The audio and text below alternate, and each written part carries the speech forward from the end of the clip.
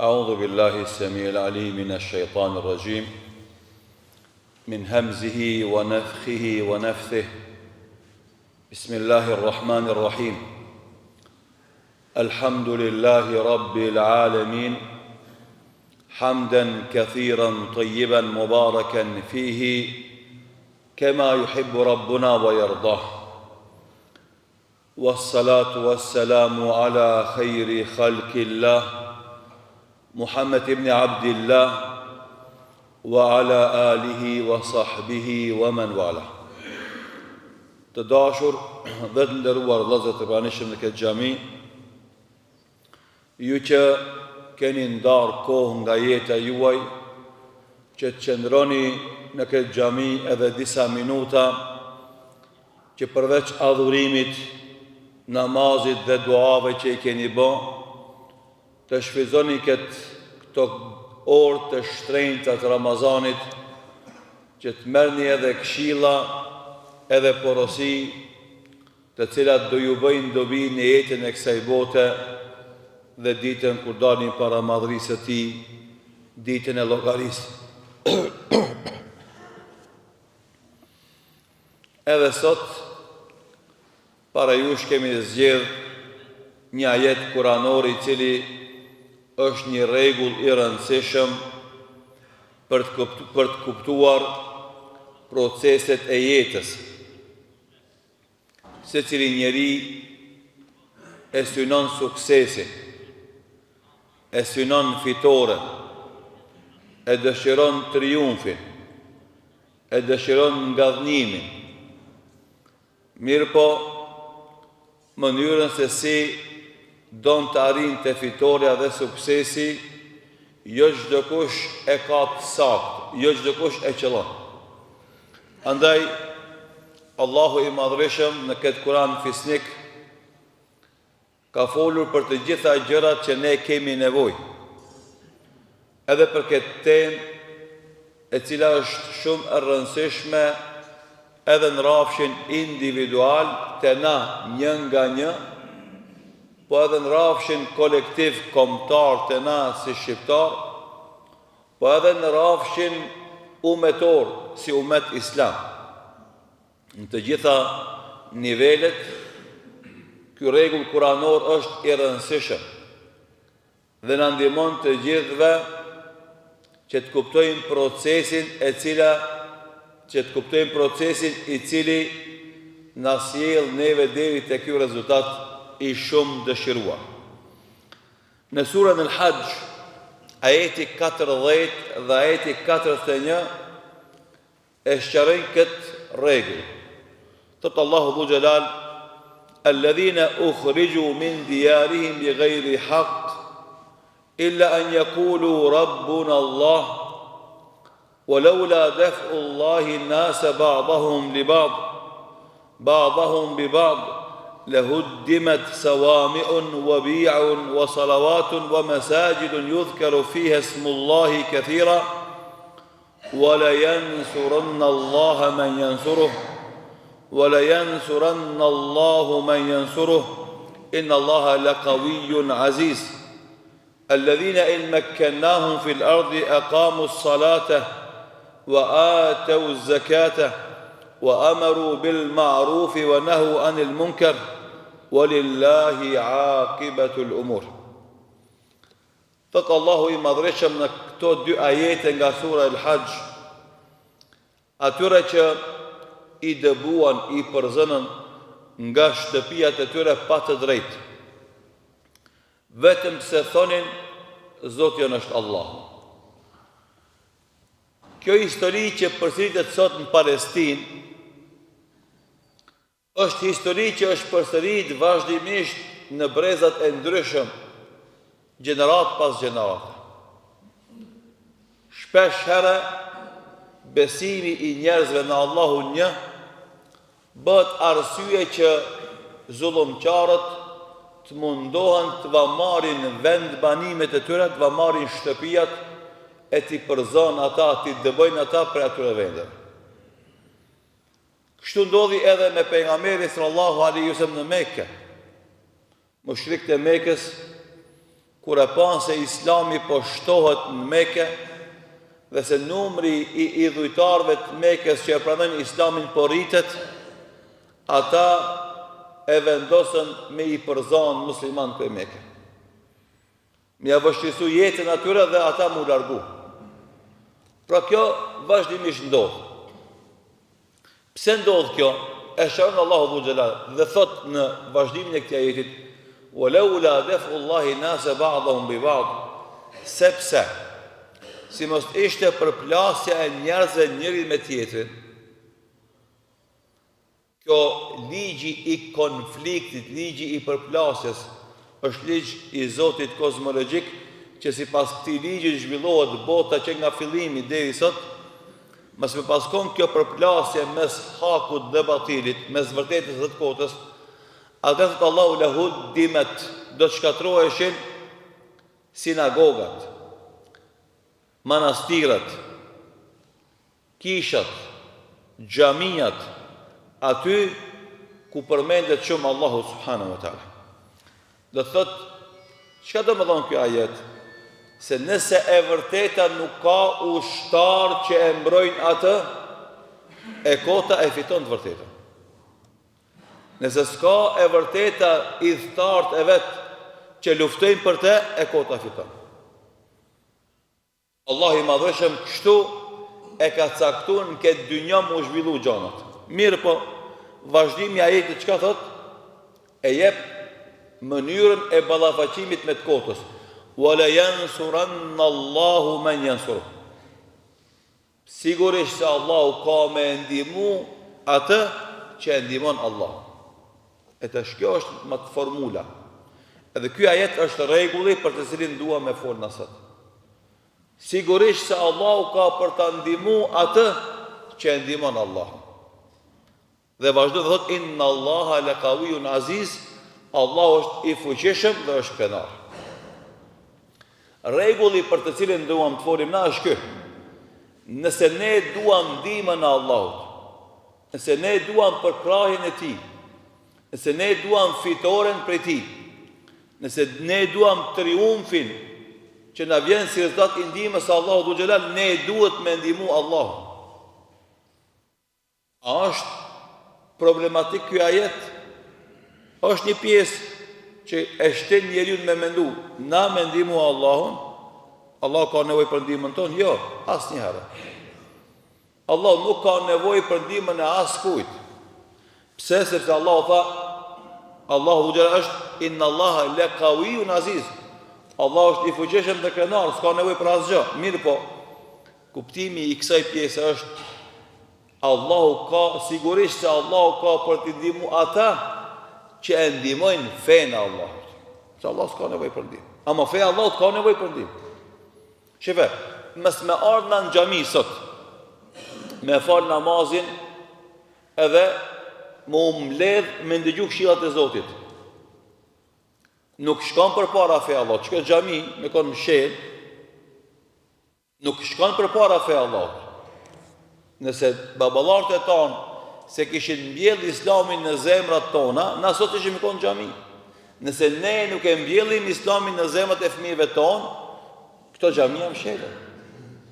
Andaj, si mbetet ezani Muhammedije i gjallë në qytetet tona, edhe i lartësuar në minaret e xhamiave tona, tu e shërbi unë si hoxh edhe ti si xhamat këtë fe. Unë me këshillat e mia, ti me praktikimin e tyre, tu i mush xhamiat, ndihmohet feja. Tu e ndihmuna fenë e Allahut, mbetet feja e Allahut e fuqishme dhe fortë. Shembull tjetër, nëse ne e kemi ndërtu një xhami dikon më një lagje për lagjeve tonë, edhe vjen dikush do të më na e prish xhamin.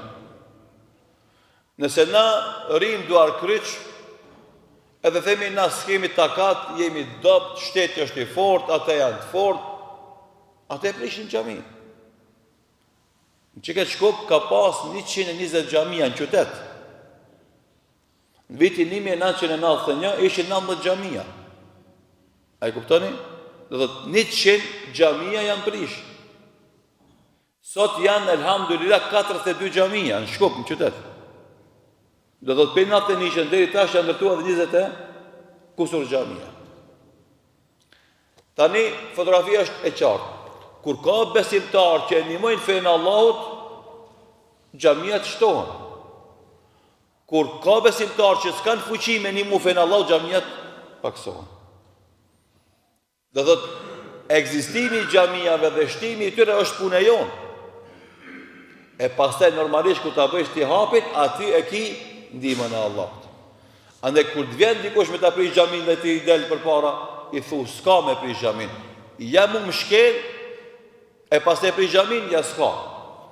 E kur dash ti ashtu përpara, ti je i dopt, nuk je shumë i fortë, ama Allahu ti të ndihmon edhe të forcon, e ti bash ka shjati dëshmonit ma i fortë se një ushtri.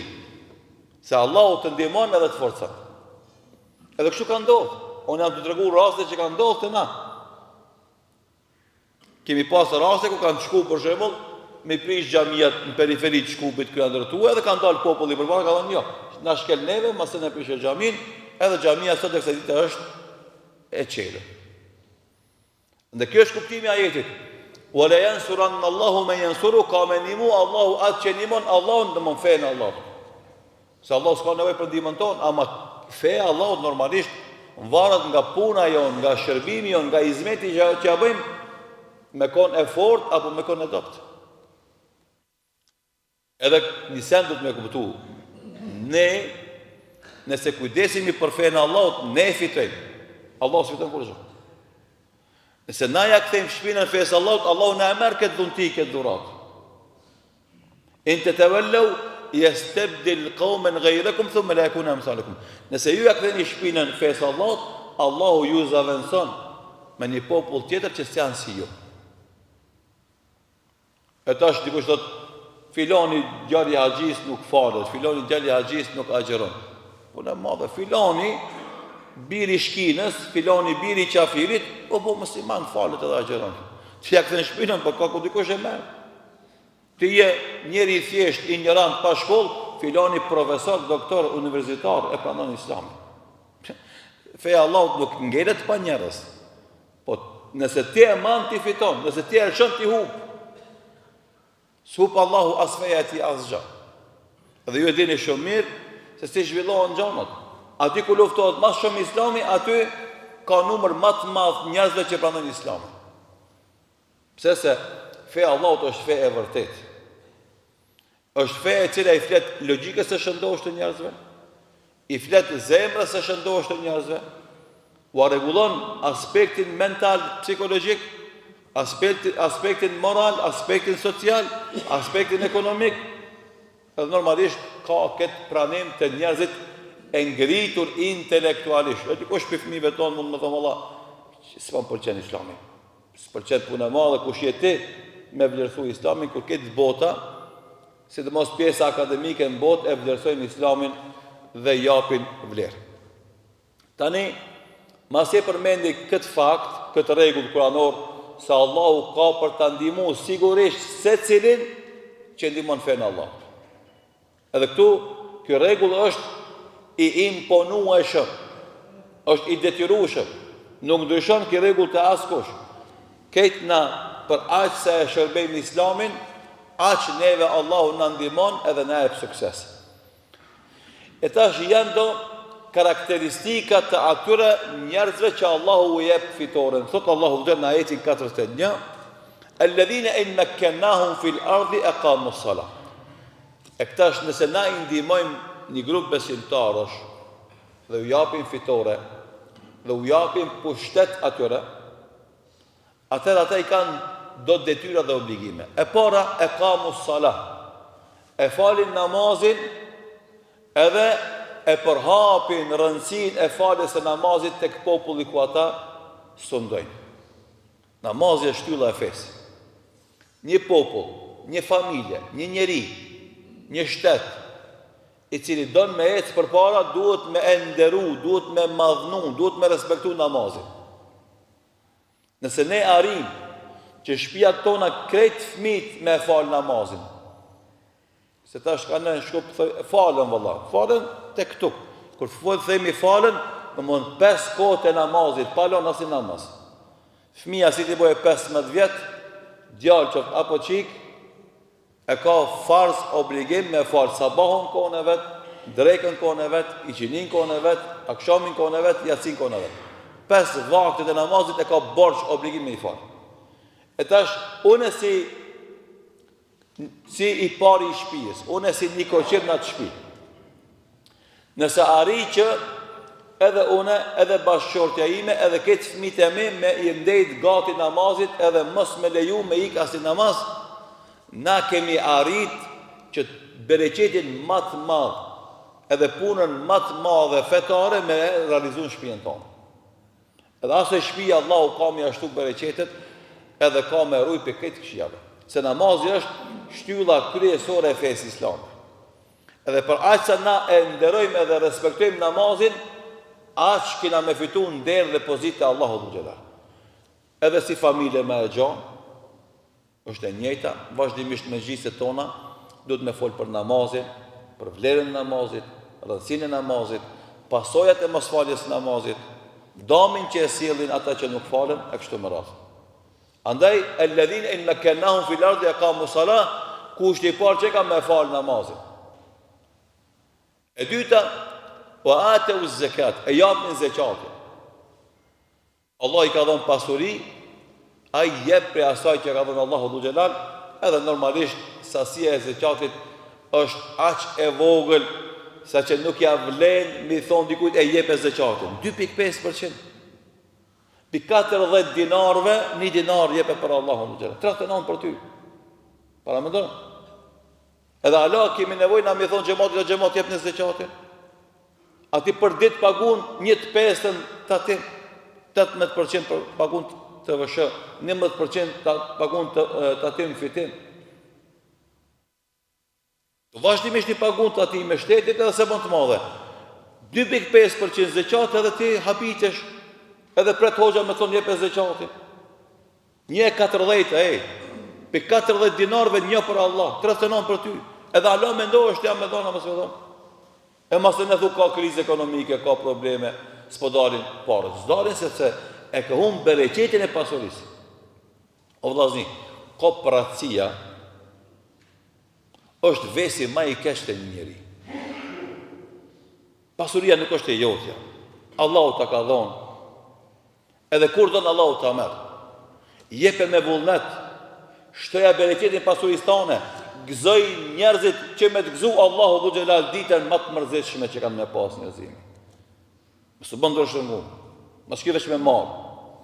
Se dora që jep është e nartë, dora që merë është e ullët. Mëse majmë shel dorën, se është cilësi jahudive. Gullet e i dihim, Allah në Kur'an thot, mshelte i pasin për gjithmonë, dhe të mallkuar qofshin ata për gjithmonë. Besimtari është dërdhan, është gjymert, nuk e ka gale, a ka të shpia s'ka, se riskin nuk është e piteje, nuk është për takatit tanë, për dijes tane, për aftësive tuja, riski është për Rabbul Aleminit. Jep, sa t'jepsh, a i ka me dhonë edhe ma shumë. Anfik jab në Adem, unfik alik. Allahu thot, o njeri, jep, se unë ka me dhonë ty edhe ma shumë. Ti jep si pas takatit tanë, Allahu t'jep si pas mundësive të veta që i ka. Kush është fitimtar? Kush hub këtë rast? Ti s'hub kur gjë. Se Allahu jep sa ka aj, ati sa ki me dhonë. Sasia që jep ti është pak. Andaj ka është kushti i dytë. E treta, wa amaru bil ma'ruf. Urdhërojnë në të mirë. Urdhërojnë në të mirë. Çdo që shohin diken që ka nevojë për këshill e këshillojnë. Çdo që shohin diken se e lën mazdore një obligim e urdhnojnë. Sikurse baba në shtëpi. Fëmia nuk shkon në shkollë e urdhnon me shkon në shkollë. Fëmia nuk e mban pasurin personale, nona e urdhnon me mbajt pasurin personale. Fëmia i le detyrat pasdore, prindi e urdhnon me i kry detyrat. Fëmia nuk falet, prindi e urdhnon me u fal. Edhe jashtë, e ki shokun tanë, e shef që rren i thu zban me rejnë. E shef se nuk e falë namazin, i thu që falën. Urdhën ka e mira. Kejt njerëzit, ka ndesh i afër, ndesh i lartë. Nuk është pasiv, nuk është tifoz, publik, po është aktiv. Mundohet çdo të keqe që e shef shoqëri me nalu, çdo të mirë me urdhnu. Edhe kjo është pjesa e dytë, wa nahu anil munkar, dhe ndalojnë nga e keqja. Dikush rrenë, i thu mos rrenë. Dikush vjedh në mahall, i thu mos vjedh, se s'kemi apo hajrin. Dikush punon me biznes haram, i thu mos e s'ja shef hajrin. Dikush mashtron, i thu mos e s'ja shef hajrin. Ndalojnë nga të shijat. Muslimoni nuk ban me thonë valla une se cilë ka për veti. Unë e badjava që foli se më ngonë kërkush, është e vërtet. Pejgamberët e Allahut kanë fol. Ka pas raste që kërkush i kanë dëgju, ama ata si janë nalë deri në fund. Ka pas raste që në fillim që kanë ngu masene e kanë pranu thirin e tyre. Ka pas raste mas i kanë vdek henes i kanë marë parasysh fjallët e pejgamberëve të Zotit. Andaj tha Muhamedi sallallahu alaihi wasallam, yati yawm al-qiyamati nabiyyun wa ma'ahu rahtu min an-nas. Vjen ditën e Kiametit një pejgamber me një grumbull njerëzish që kanë ndjek fjalën e tij. Wa yati nabiyyun wa ma'ahu rajulun aw rajulan. Edhe vjen pejgamberi tjetër me vetë ka një njeri apo dy. Wa yati nabiyyun wa laysa ma'ahu ahad.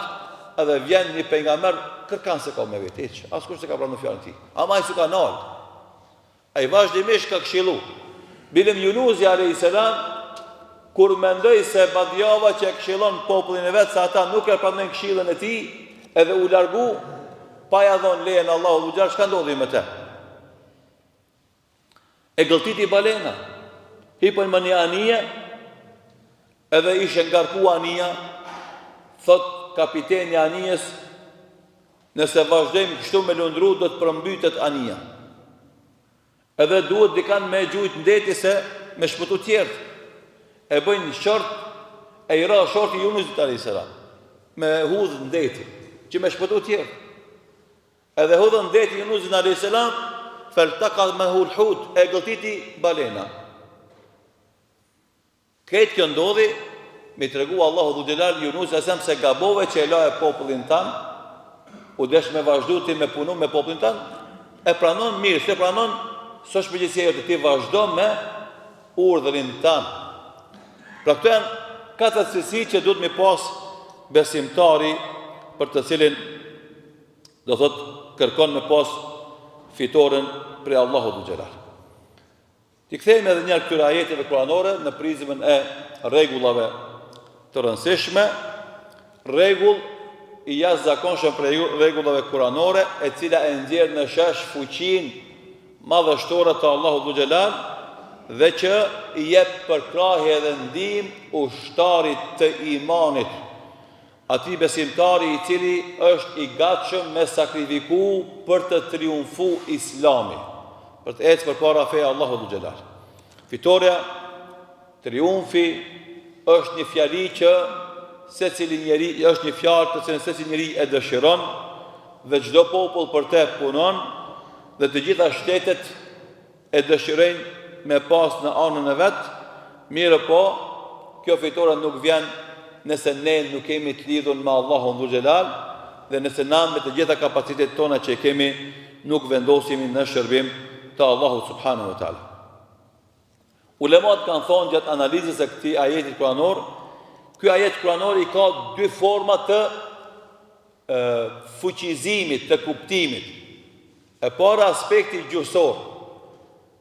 Këtu kemi një shprehje në gjuhën arabe që quhet lamu ta'kid, edhe nunu ta'kid.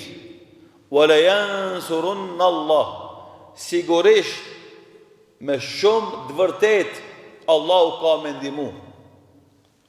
Sigurisht dhe me shumë të vërtet janë dy potencime, dy përforcime me të regu se fitore Allahut ka me ardhë.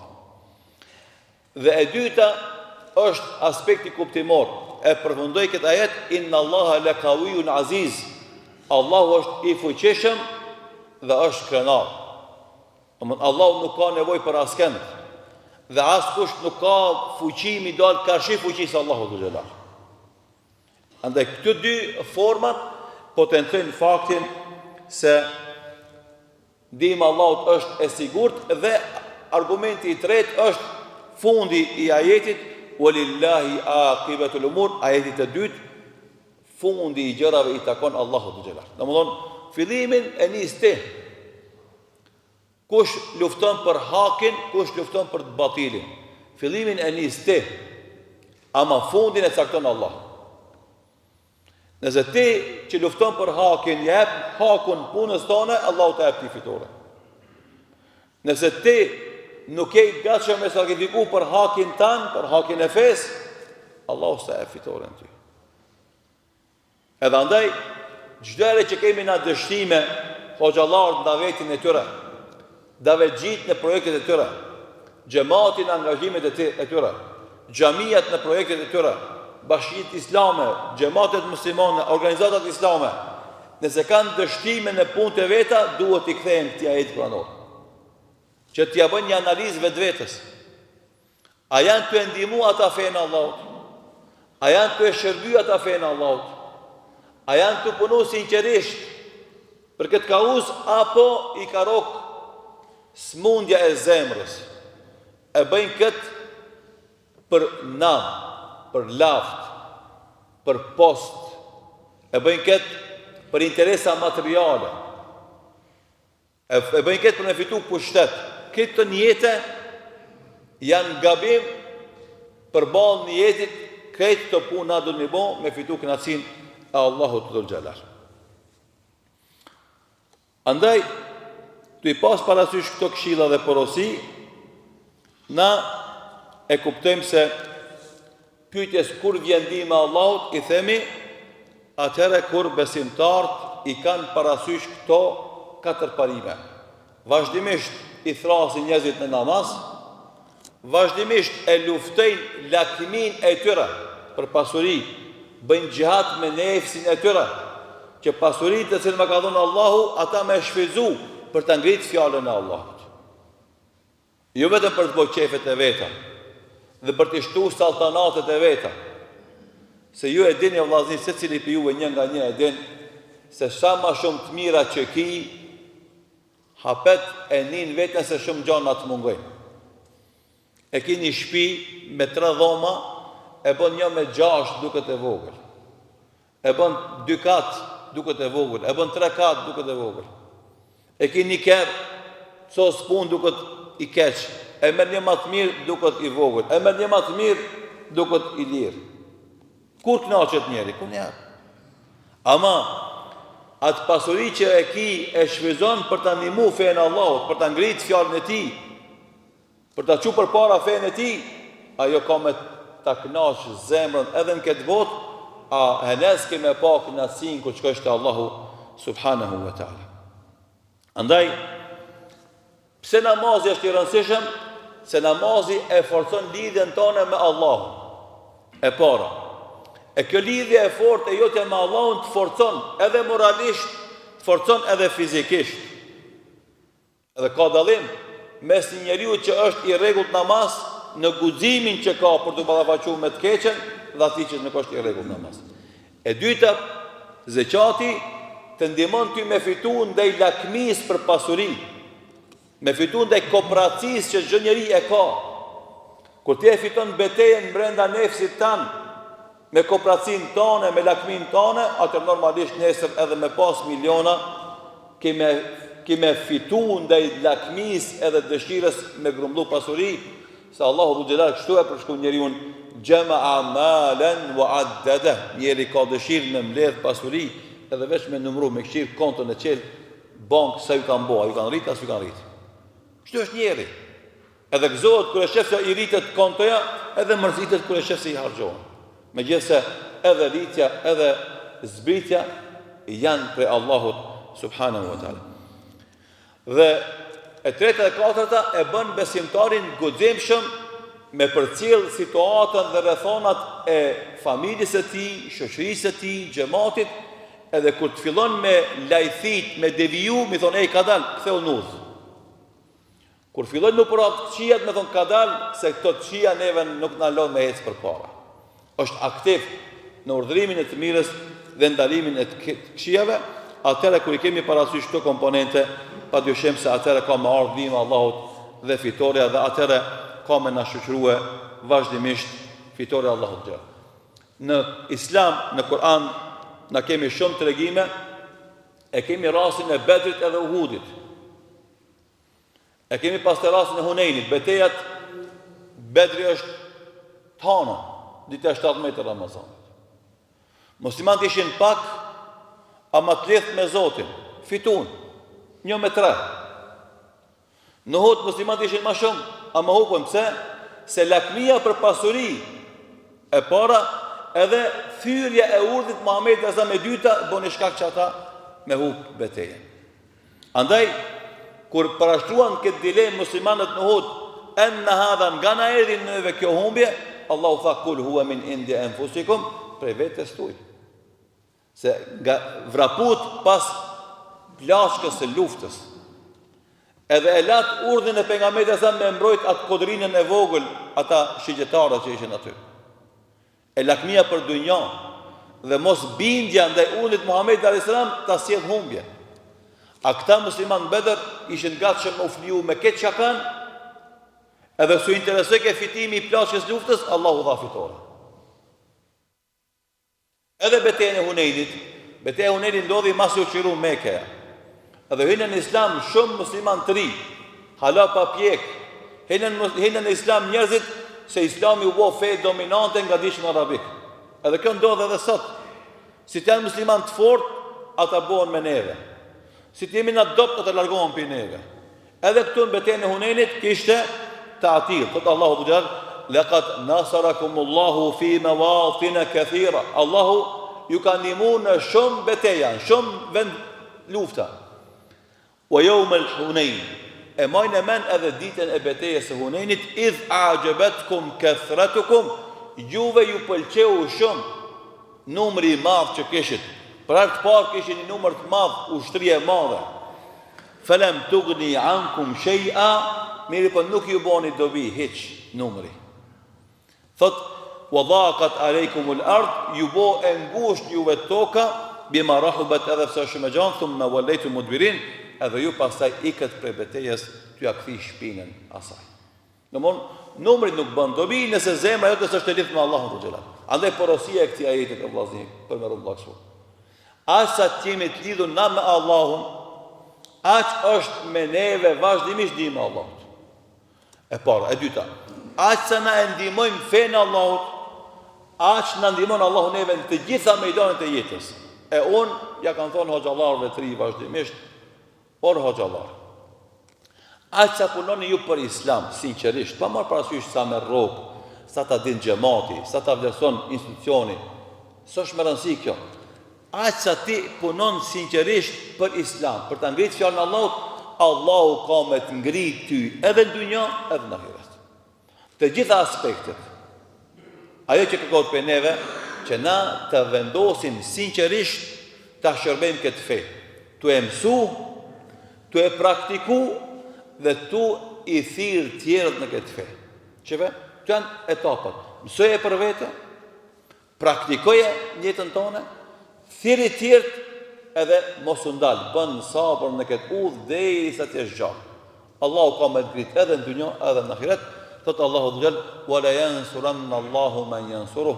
Inna Allaha la qawiyyun aziz. Allahu ka me dhon fitore atij që ndihmon fen Allahut, sepse Allahu është i fuqishëm dhe është krenar.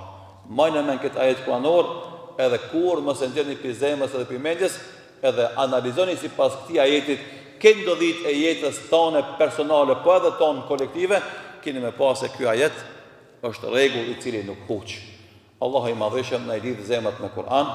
Allahu i madhëshëm na i pranoft adhurimet tona dhe agjërimin e lutjet tona. Allahu i madhëshëm na bëf për atyre që janë bujar dhe dordhan, sidomos këtë muaj të madhëshëm të Ramazanit.